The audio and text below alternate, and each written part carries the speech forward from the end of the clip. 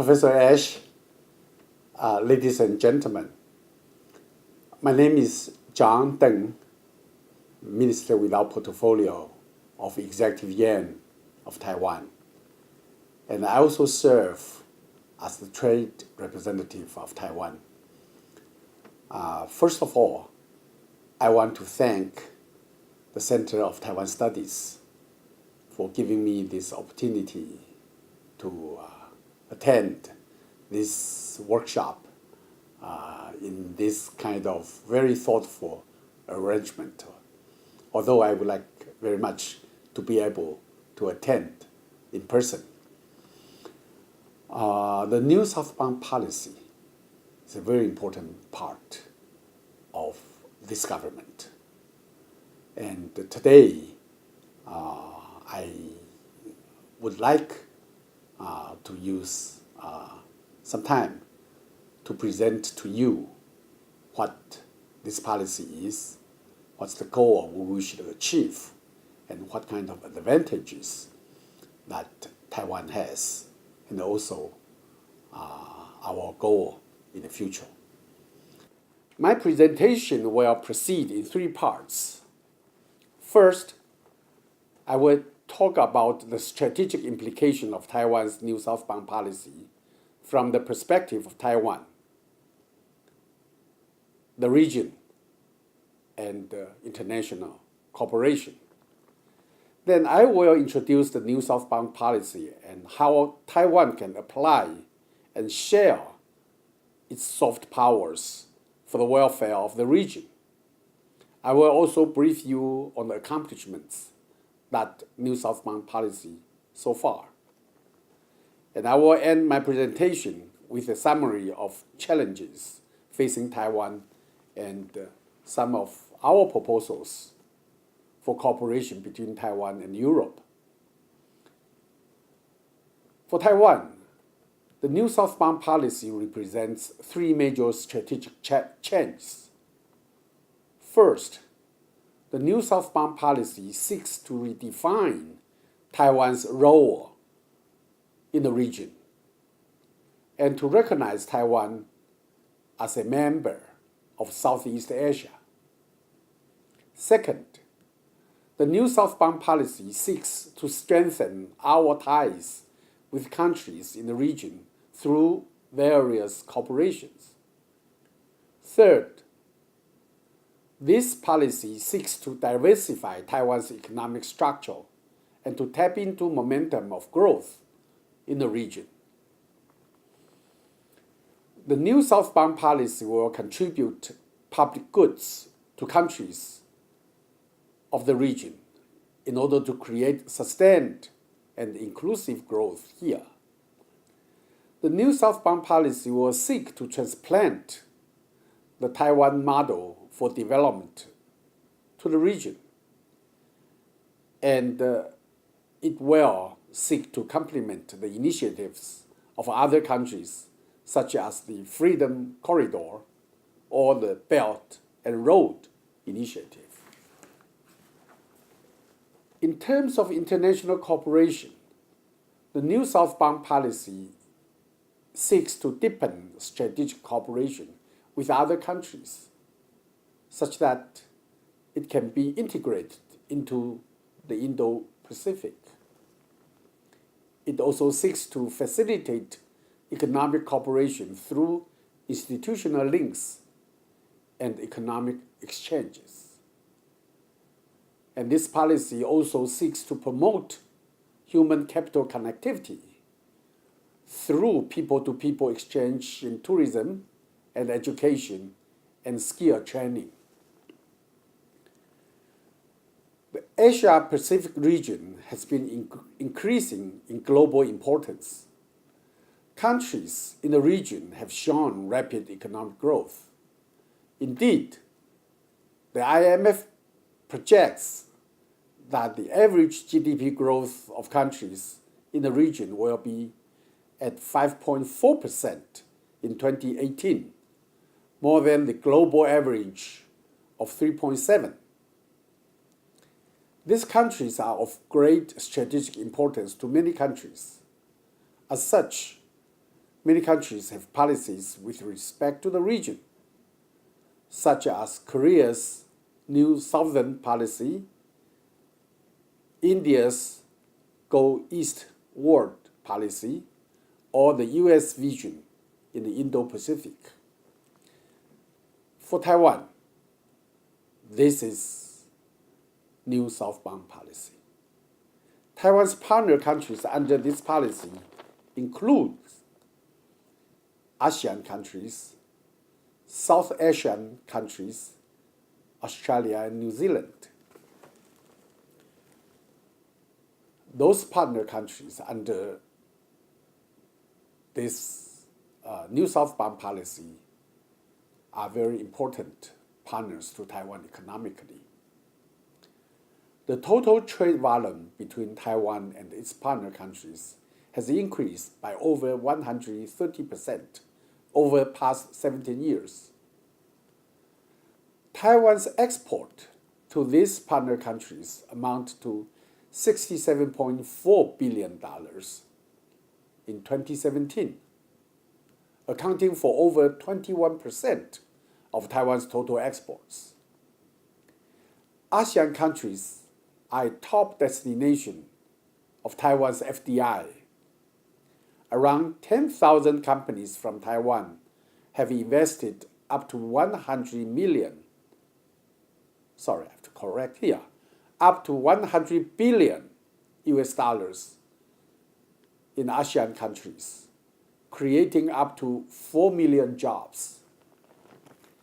And two-way travel between Taiwan and its partner countries have more than doubled since the year of 2000, from 2.2 million people to 4.7 million.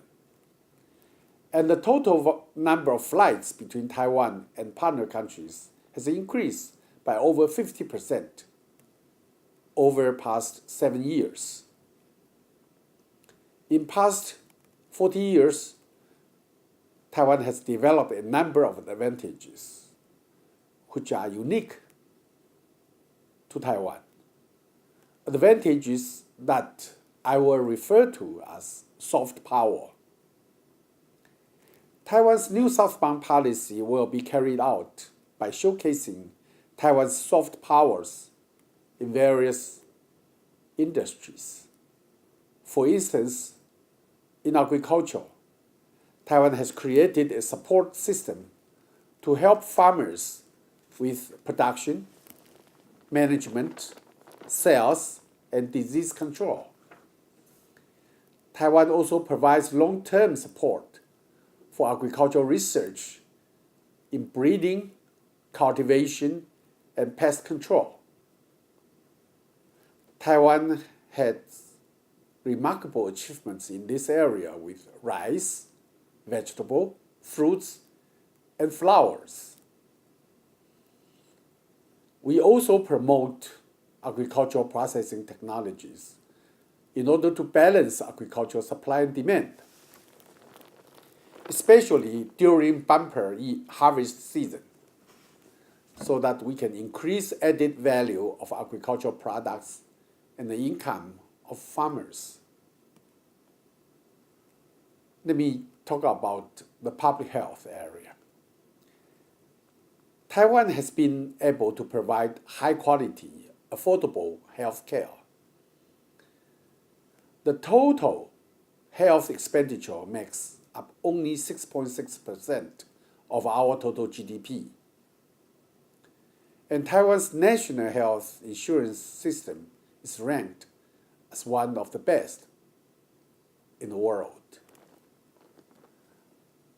Further, Taiwan has highly advanced medical technology and medical teams specializing in various surgeries, such as liver transplants, corrective jaw surgery, and in vitro fertilization, all of which have very high success rate. Taiwan also has a great record for public health and disease control. Currently, there are no cases of smallpox, rabies, malaria, or polio in Taiwan. and Taiwan has proven that it can quickly contain outbreaks of infectious diseases such as dengue fever. As you can see from the table, in the case of dengue fever in 2014, we had over 1,500 cases. In 2016, this number was reduced to 744, and just last year to 343. You can find any other country in the region that can contain outbreaks of an infectious disease as quickly as this. Now let's move on technology and industry. Taiwan has long supported research and development institutions and the development of efficient technology transfer systems. Taiwan's industry have formed many industrial clusters, including the IC manufacturing cluster in Hsinchu Science Park, the precision machinery cluster in central Taiwan, and the digital content cluster in the Nangang Software Park, for instance. On disaster prevention and relief area, Taiwan is frequently hit with many different kinds of natural disasters. We have at least 3 to 4 typhoons a year, and it is often struck with large-scale earthquakes. Because of this, we have accumulated extensive experiences in disaster prevention and relief. Indeed, Asia's largest disaster relief training center is located in Taiwan, a small town in central part of Taiwan.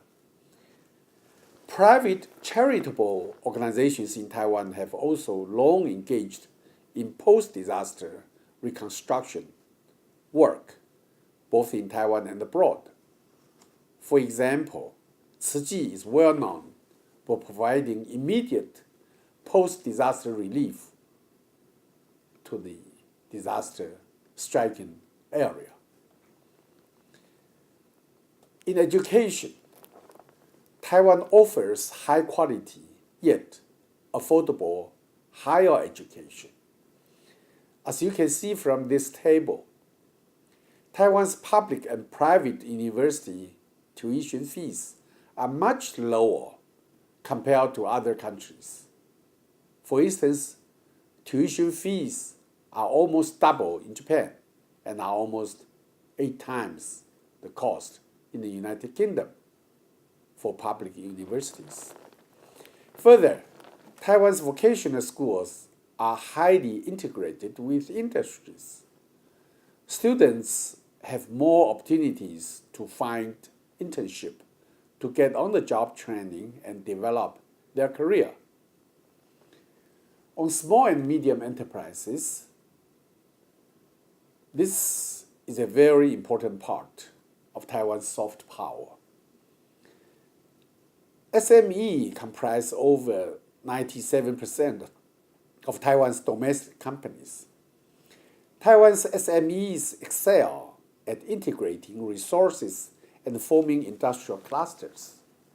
Taiwan also has a very successful government loan guarantee program for the small and medium enterprises, through which they are able to obtain loans easier with government acting as guarantor. Many of Taiwan's hidden champion companies started out as SMEs, such as Acer Computer, as many of you are aware of. There's another company, for instance, called Schenkel Group, which holds a 65% of global market share for diverse suits. There are many, many more of the hidden champions in Taiwan. Through its new southbound policy, Taiwan seeks to foster regional prosperity and development, and to expand cooperation with partner countries in economic and trade collaboration, people-to-people exchanges, resources sharing, and institutional links. In this regard, we already see very remarkable progress in trade, in investment, in education, and in agricultural sectors. Here, look, I can show you some number on travel. Inbound travel increased by nearly 30% in past years. And for education exchanges, there have been an almost 10% increase of incoming students to Taiwan. The main focus of our future efforts for the new southbound policy will be under the guidance of certain flagship programs. For instance, in agriculture, we have programs for providing agricultural training to farmers from partner countries. We hope to develop crops with high economic value, such as orchid, passion fruits, and lychee, among many other fruits. There are also programs in place to increase bilateral agricultural trade and investment. In the field of public health, we will provide training programs to government officials of ASEAN countries under the Global Cooperation and Training Framework between Taiwan and United States. Taiwan also seeks to establish a regional joint epidemic prevention network with partner countries and has programs in place to promote training and capacity building. For example, using $300 million in capital, Taiwan investors have recently established the Xinmark Hospital in Dong Nai province of Vietnam. A Taiwan hospital provided support to that Vietnam hospital during its establishment and continues to provide support through management and training programs for the doctors there. The hospital also regularly sent medical teams to provide various on-site assistance. In industry cooperation, we select industrial cooperation projects based on the needs of the partner countries and the strength of Taiwan, such as shipbuilding, automobile parts, and textile. Regarding talent development, we will expand our study and internship program. We have also been increasing the number of scholarships offered to these students. Now, on the exchange of the youth, we have established the Yushan Forum as a platform for dialogue between non-government organizations, the youth, and the think tanks. We also have established a transparent official development assistance program, which partner countries may use to improve their infrastructure. Taiwan also encouraged tourism and cultural exchanges with its partner countries. For instance, we have taken steps to and will create a more Muslim-friendly environment in Taiwan in order to attract more travelers from Muslim countries. According to several international economic forecasts, Southeast Asia countries will enjoy robust economic performance in the foreseeable future, as I mentioned earlier. We have full confidence that through better cooperation, this region will be one of the most shining spots in the world. We hope European companies can join us in our efforts outlined before. The Taiwan government will continue to work with all countries aiming to improve region's agricultural productivity, medical care standard, education, industrial cooperation, poverty reduction, so that we can have a better world. Thank you very much for listening to my presentation today. Before I end, I wish to thank the School of Oriental and Africa Studies again for giving me these opportunities to introduce to you a very important policy to Taiwan. I wish we will have more opportunities to discuss this topic again. And I wish you have a very successful conference today. Thank you very much.